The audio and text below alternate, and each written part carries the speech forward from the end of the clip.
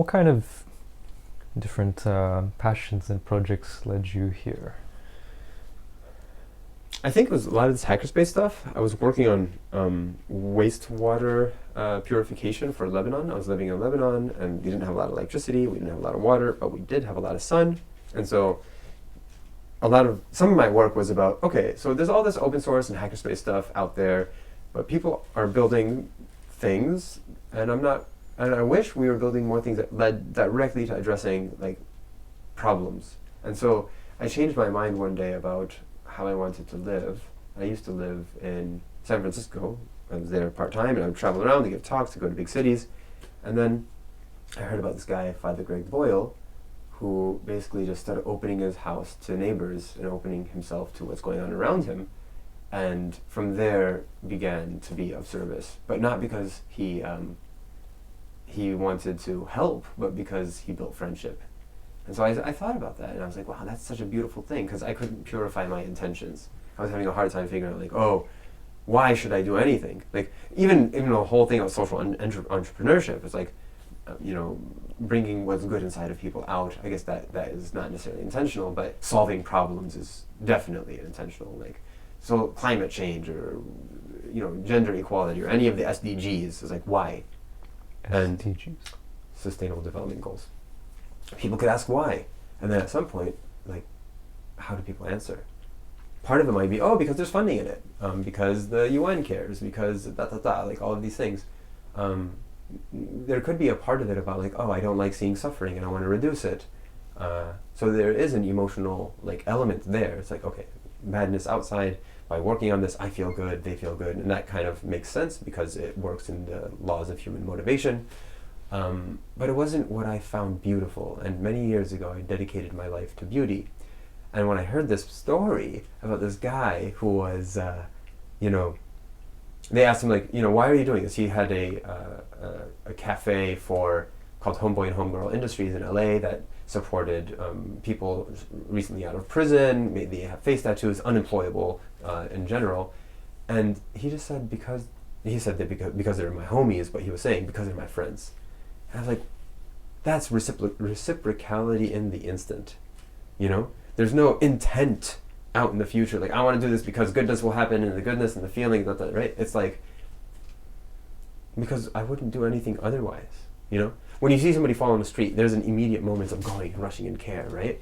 And I think there's something about creating bonds across difference, and that's the project that I was working on in Lebanon, which is creating a physical space where difference can meet and friendships can be formed, where support will be in an instantaneous transfer sometime in the future, not out of hope for profit or gain or even feeling good, but because that's the moment, that's what should be happening because you're my friend. And so this is kind of how I'm reconfiguring my thinking, and it was a good time, this process in Lebanon, until if we want to continue the story, I wound up changing my mind, being wrong, because I realized that going to Lebanon, I'll get back to how I got to Moos, but going to Lebanon was very an intellectual endeavor, even if I was intellectualizing trying to become in service through friendship. And it was an active choice still to go to Lebanon, not just because when I first heard this podcast, I was in San Francisco. Why didn't I just open my arms here and start? I did actually a little bit when I was in the Bay. I met up with Mama Mission, who was I was living on 16th and Mission, and started trying to make friends with her. There was this artist named Leaf, also on 16th and Mission. And anyway, what I started doing, why didn't I stay there and do that? Because I love the Middle East, because there was still this kind of wanting and this kind of intentionality of contributing in a place where my parents came from, essentially in the Middle East. And then I changed my mind about that process because I had a partner in France who we're married now. Bing, bing, bing, bing. Josephine, what's up? Right? And why wasn't she my closest friend? Why wasn't she the one that I was contributing to most of me because I have the deepest relationship with? Instead of, I love Saleh. We co-founded Beit al-Atlas together, that place where difference can meet, and we built amazing relationships between people that would have never even looked at each other, let alone said a word to each other. But it was still not my family. And so I was doing this stuff in Lebanon at that time, wastewater treatment, trying to be. And the thing was, I wasn't doing wastewater treatment for something. I was doing it because we ran out of water in my house. I had to flush the toilet with juice. Like one day, it was so bad, like there was no, I was like, oh shoot, this is terrible. And like, I think it was like Pepsi or something in the fridge. I was like, no one should be drinking this anyway. So I put it in like the toilet and I flush and yeah. Anyway, so Lebanon has issues. What year are you talking about? Year is 2016 when I went. Juice probably happened sometime in 2017, or Pepsi. And Jakob, I have no idea. Jakob, you've met him. He just, I got to look at the Facebook messages, but he messages me. He was like, oh, so you're like open source hackery, care about water. We're going to Turkey. There's water issues. Maybe you could talk about this. And I said yes. I met up with people, Jakob included, in 2015, 16. Wait, I don't remember. 17 maybe. I was introduced to Jakob. I did a very short time there. The kind of work that I was doing required a lot more infrastructure. Like I didn't have a welder or glass and so I just kind of told some stories about Lebanon and the project. And I was I felt like I was a little different than most people. But that's the thing about Moos here. And like, so that was the thing that connected me to Moos. But everyone's so different. And I think it's one of the things that Jakob does really well is like, he is also doing something where he's holding space for difference to meet and actually interact. And sometimes it's stressful because difference is different. And until they can come to some sort of understanding of each other and boundary setting if necessary, like cleaning is a boundary, like fundamental cleanliness, that would be good. Then there can be some tension. But yeah, I met him there, and then I met him again at this place called the Alter Ego Conference in France. And when Moos started booting up, he didn't exactly invite me because that's not how he does it, but he like proposes things. You know, he was like, "There's this stuff that's happening. I think you might like it." You know, you had the pitch too, right? Yeah. And for me, like, I was living with Jo those days in France with her parents, and I like people. I like being creative. I feel I was having a tough time. Like I don't speak French really, and I was really actually like open to learning more about circles. This whole like universal basic income thing, because a lot of my work at some point touches how people make a living, right? By their contributions, and thinking about how I never studied economics. I'm not like this academic-y kind of person. I'm very, at some point, practical. But a lot of my work is about these places that are having issues because of these huge political and economic issues, and it interfaces. And so I've had to think about this stuff. I've been taking classes on economics these days, and I wanted to learn more about how it felt to instead of think about what does a gift economy feel like, or what does it feel like to suddenly have like a bunch of this circles that has some value. Like technically I think we can go to some stores in Berlin that accept it and we're paying rent with it, but we have to collect a bunch of it. It's just, I wanted to feel the dynamics in person. And so I shared it with Josephine and she thought it was interesting, and here we are. Long story. Yeah, no, but that's great. And what you're bringing into Moos, how does it interact with some of the other people that you've met here? Yeah, I mean, there's a bunch of little hooks, right?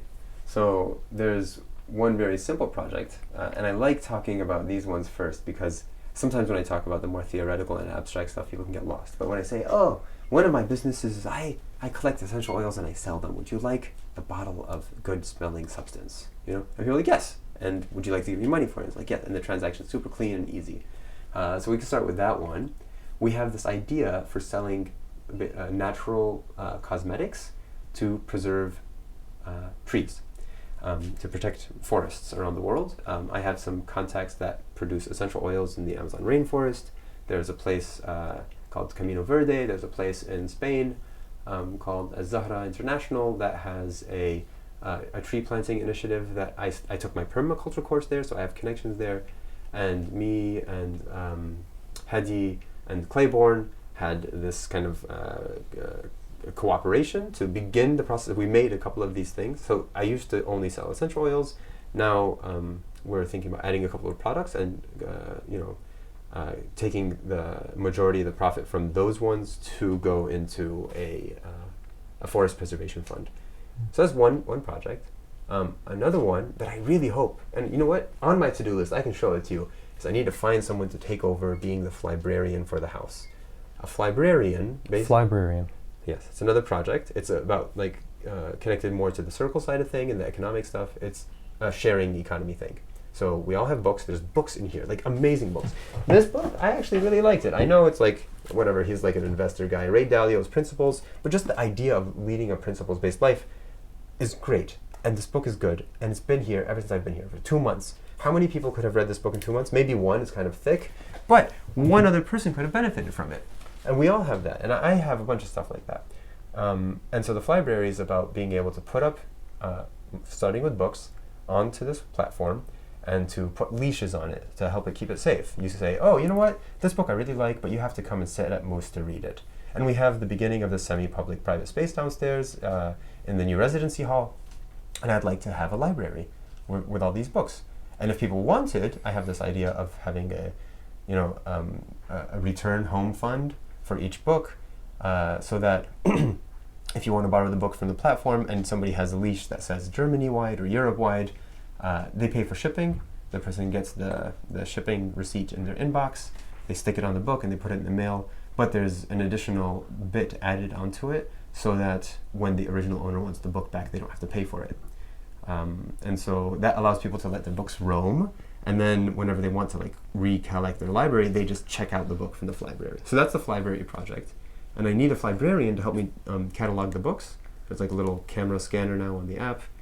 I made a bunch of tombstones so that people can have an existential crisis. I hope I provide a little bit of that, like, yeah, abundance and great, everything's good, and like we're sharing, but like we're gonna die. This one says, whatever you do, do it wholly, Bilal, Ghalib. So it's a drawing that's been sketched with like a marker essentially, and it looks like a tombstone, and there's a big space and you can write whatever message you want. Yeah. And then you're going to you put it on a big piece of paper and then you screen print it. We screen printed them, yeah. And then where does it go after the screen printing? Oh, it's onto another piece of paper. Yeah, you put it, I put it on tracing paper so it's translucent so I could expose the screen. We exposed the screen, we printed it, and then I'm going to be giving them out to people as like a parting gift. There's a funny joke I'd like to share from yesterday where I was asking, hey, do you want your tombstone today? And they said, nah, not really, not now. And I said, oh, okay, don't worry about it. You can get yours later. But hopefully much, much later. That was it. That's a silly little joke. Yeah. Anything that you've learned from your experience here that you'd like to share? I'm sure you've learned lots of things, but I mean, I was reflecting a little bit last night, and a lot of these ideas are like 5 years old. Like, which one? Flybrary. I've had early editions of the Flybrary in spreadsheets and on like messages with people for 5 years at least. Die or Die, 2 years, maybe a year and a half. Like all these things are just like there, right? But there's something about being energized by other creative people who are doing things. And like when I first came, Max read his book and I saw him working on it and I saw how it's done. Like, it's not magic. A book doesn't just happen, you know?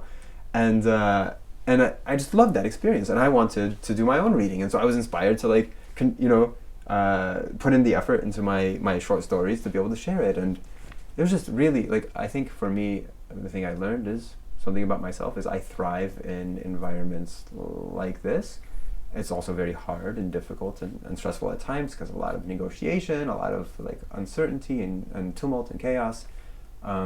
But I really I like who I am in these kinds of situations where there's beautiful, creative people looking for collaborations and sharing. Are there some projects by other people that inspire you that you'd want to share?